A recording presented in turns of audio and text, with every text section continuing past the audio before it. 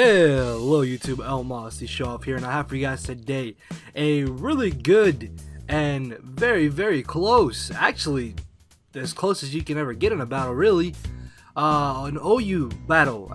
That sentence didn't come out right, but this was one hell of a battle, because if you look at the team preview, me and my opponent kind of have the same team.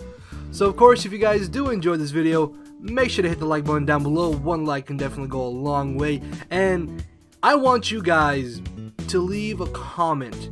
Tell me what is the most interesting or funny team matchup you've ever had in a battle, because I've been playing this game since late 4th gen. I've been playing Showdown for like 2-3 years now, and this is the first time ever I've randomly come across somebody using the same 6 Pokemon that I am using. Now, this team that I'm using was given to me by my 2 good friends, fingers crossed, and I play tennis lol, and I believe my opponent did say later in the match that he got this team from fingers crossed as well, although some of his sets are a little different. But yeah, this was totally random. This was not planned. This happened on the OU ladder late one night, and just yeah, it turned out to be an extremely good and close battle. Anyways, looking at team preview, obviously this team is very hyper offensively based. You just lead off with Azov, get up rocks, prevent rocks from being set up on your field, and then you just click buttons from there.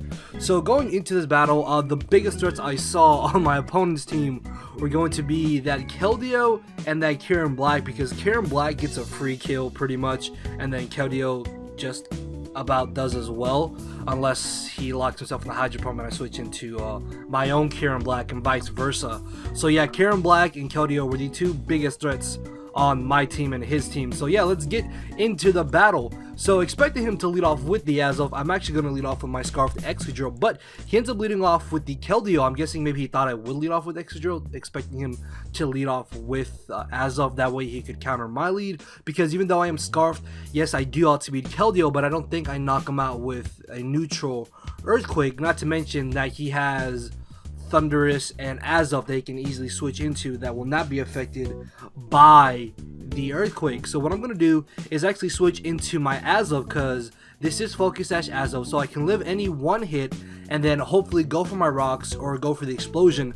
However though, he gets pretty lucky turn 1 and he burns me with the Skull, which really sucks, because if I would have been able to at least get up my rocks, I probably would have been able to apply enough offensive pressure to where I would have prevented him from spinning my rocks away, giving me a very good early game advantage. However though, that is not the case, and now I have to worry about him potentially being able to set up rocks and have an advantage in this battle. As I bring in my Thunders, I'm in a situation where I honestly can just go for a knockoff, because I'm very positive that he is going to want to switch out. As I knock off the incoming Excadrill, I'm going to predict him to just want to go for either the Iron Head or the Rock Slide, as I bring in my Keldeo, and he actually ends up missing the Rock Slide. Now the damage the Rock Slide does is 14 to 16%. The reason why I say this is because this actually plays a very crucial role later in this battle. So I get a free switch into my Keldeo, and I'm basically free to go for my own Choice Spec Scald as he brings in his Azov. I pay him back for him burning my Azov, and I burn his Azov. I'm sorry, but this was legitimately probably the funniest part of this battle. I mean, yes, we had the same teams, but the fact that I knocked out his Azov like he knocked out my Azov, just I lost it. I was completely hilarious to me. And now we both will not be able to get up rocks up, so we are on a very even playing field right now, and it is 5 against 5. So he's going to bring in his Mega Pinsir. I'm going to make a very ballsy play, and I'm going to stay in and go for the Scald. He just barely lives, and oh, if I had got the burn and knocked out this Pinsir, you guys have no idea how easy this battle would have been for me. So here I have to pick, is he either gonna go for the close combat, or is he gonna make the safe play and go for the quick attack? Ultimately, I decided to make the switch right into my Excadrill, because he was in a scenario where he had to go for the quick attack, because Keldeo, as I said, is a huge threat to his team. So he did forgo the more offensive play by going for the quick attack instead of predicting me to switch out and going for the close combat, allowing me to get a free switch into my Excadrill, putting me in a situation where I can just safely go for an Iron Head, knowing that I outspeed him and I can live another quick attack. As he brings in the Keldeo, I'm going to be a bit of a dick and I'm going to go for the Iron Head, trying to get a flinch so I can hopefully knock out this Keldeo. Unfortunately though, that is not the case. As he knocks me out with the Secret Sword, I can now get a free switch into my Thundurus, and I'm in a situation much like earlier where I can just safely go for the knockoff.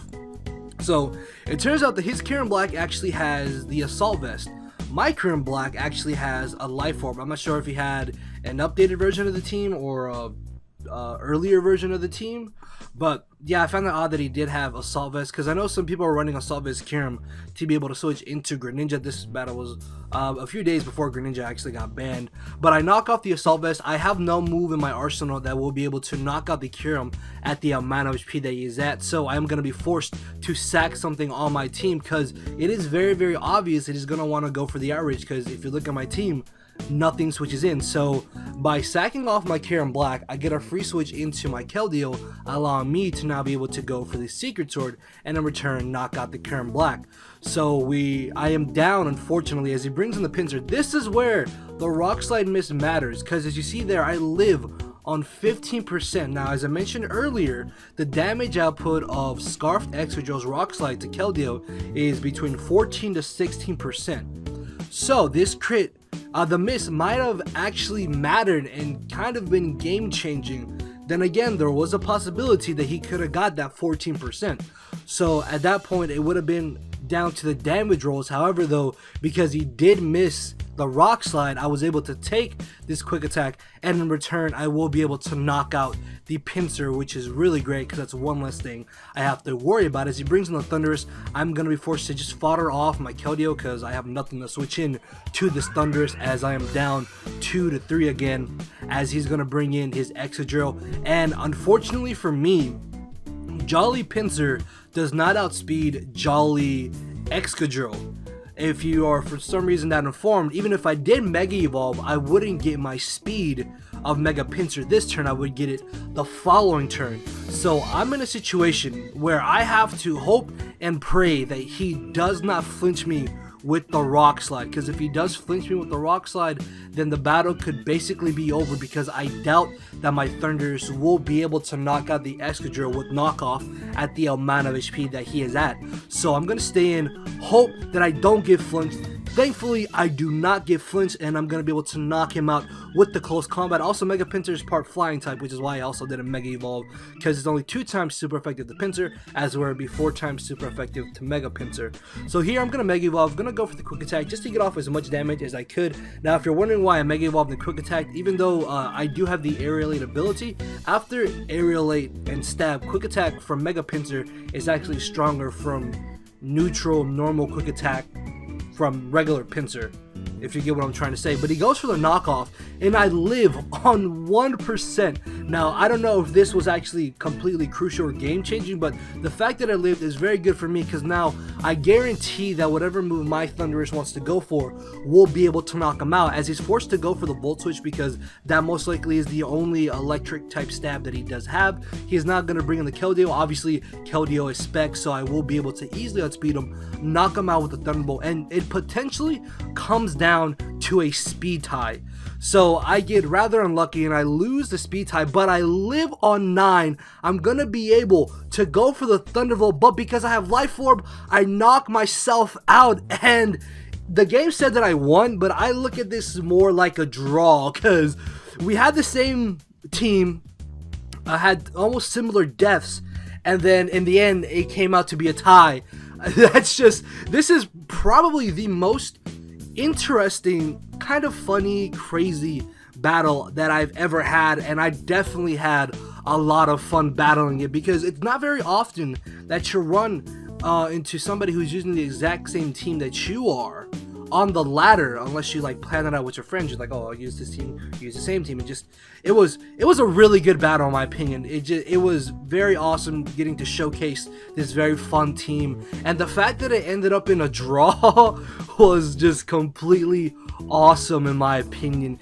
But yeah, hopefully you guys did enjoy this crazy, awesome, fun, close. I know I'm using a lot of words to describe this, but it was a very good battle. If you guys did enjoy it, make sure to hit the like button down below, and make sure to answer the question that I asked you at the beginning of the video. And with that being said, I will see you all tomorrow. So later everybody, thank you for watching.